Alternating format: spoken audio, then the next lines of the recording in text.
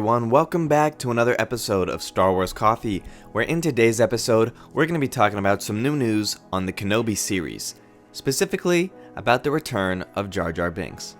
That's today here on Star Wars Coffee. I have spoken.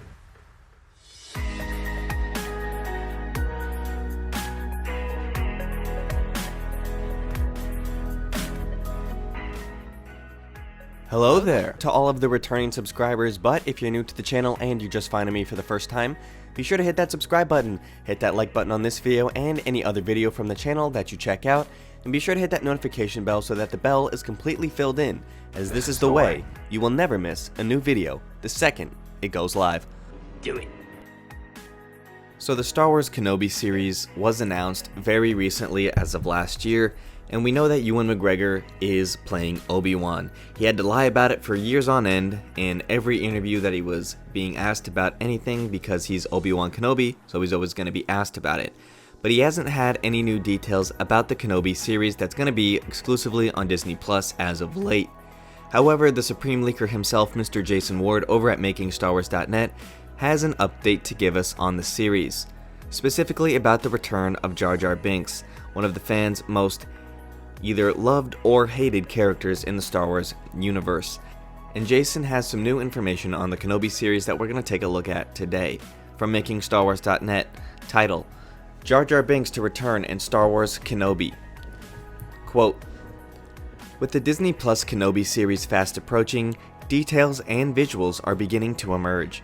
One detail I'm particularly pleased about is the return of a classic George Lucas created character. The new series honors Kenobi's character, and the prequel era is not forgotten. The Deborah Chow directed series will deal with who Obi-Wan is and who he was. I'm told Ben Kenobi crosses paths with his old friend from Naboo, Jar Jar Binks. Early work has been conducted for the CGI Gungan's return to Star Wars. Jar Jar has a beard to reflect where he's been and what his life has been like since they were all deceived by a great lie that ushered in the first galactic empire. Kenobi will not be the only bearded character this time. Because the series hasn't started filming yet, I'm treating this as a rumor. That said, I believe it to be accurate and on the way.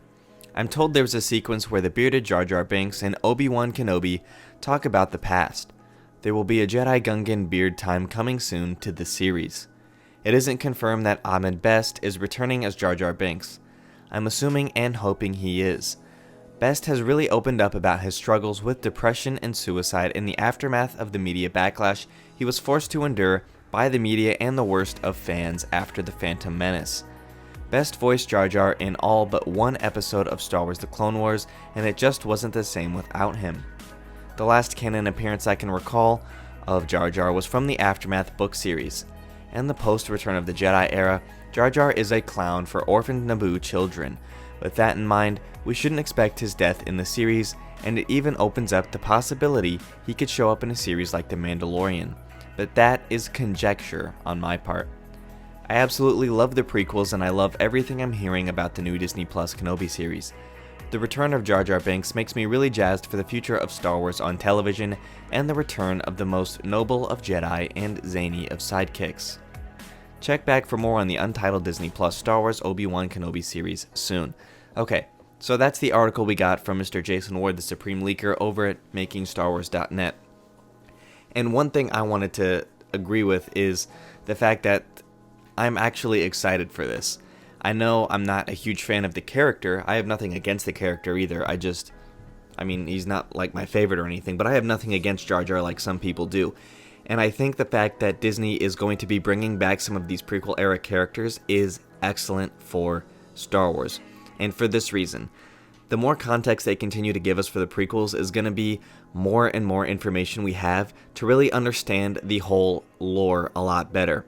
So obviously, a lot of people are only going to watch the movies and they're going to make their judgments on Star Wars based on the first 3 films, second 3 films, and the third series of films.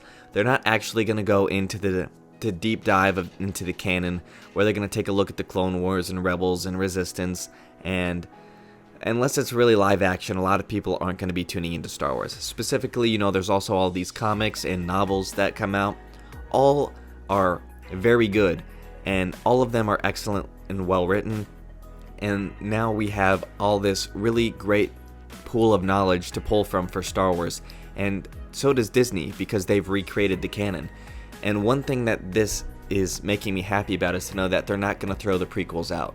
And that was one thing I think we were all slightly worried about, that Disney would try and do another money grab and try and just remake all of the prequels and undo more of what George had done. But that doesn't seem to be the case anymore. And the fact that Jar Jar is going to be coming back and that they brought Ewan McGregor back just further reinforces this idea that they're not going to be throwing out any of the prequel canon. Not to mention the fact, and here we're going to throw out a quick spoiler warning for Star Wars The Rise of Skywalker. If you haven't seen that film, you might want to mute it for the next 30 seconds, and then you can tune back in. So I'll throw the spoilers awaken up on the screen for those of you who want to mute it, and then unmute it when that picture goes away. But during The Rise of Skywalker, at the climax, when Rey is being told to rise, she's being getting that voices that she was trying to interact with Jedi from the past that we saw her trying to work with at the beginning of the film. And among those voices, we hear a lot of prequel-era characters. We hear Samuel L. Jackson's Mace Windu, we hear Yoda, we hear Ewan McGregor's Obi-Wan Kenobi, we also hear Alec Guinness's Obi-Wan Kenobi, and we also hear Hayden Christensen's Anakin Skywalker, along with Luminari. So we have a lot of these original era, or not original, prequel-era characters played by those actors. So clearly, at this point, I'm very 100% certain that Disney's not going to be throwing out the prequel era of canon, especially considering, Battlefront 2 and how they have all of the capital supremacy modes include prequel era droids versus clones, and the fact that this new Star Wars Rebel rumored sequel series is going to be focusing also on Captain Rex, and we're going to have more of the Camino back, and so it's going to be a lot of fun to see where Disney takes this Star Wars and how much that they can build into this prequel era to really kind of bring back more of those fans and kind of bring in a lot more context to the films that we had gotten. So let me know what you guys think about Jar Jar coming back to Star Wars. Let me know in the comment down below. What do you think about the beard, by the way? Leave me a line in the comment section down below. Thank you guys for watching. May God bless you and the Force be with you. If you enjoyed this episode, and frankly, even if you didn't, don't forget to subscribe. Do it. And if you want to help spread the word, please give this video a thumbs up and tell your friends to subscribe. Please check out the official Star Wars Coffee merchandise, and don't forget to check out all of the content playlists on this channel, including The Rise of Skywalker, The Mandalorian, and much more.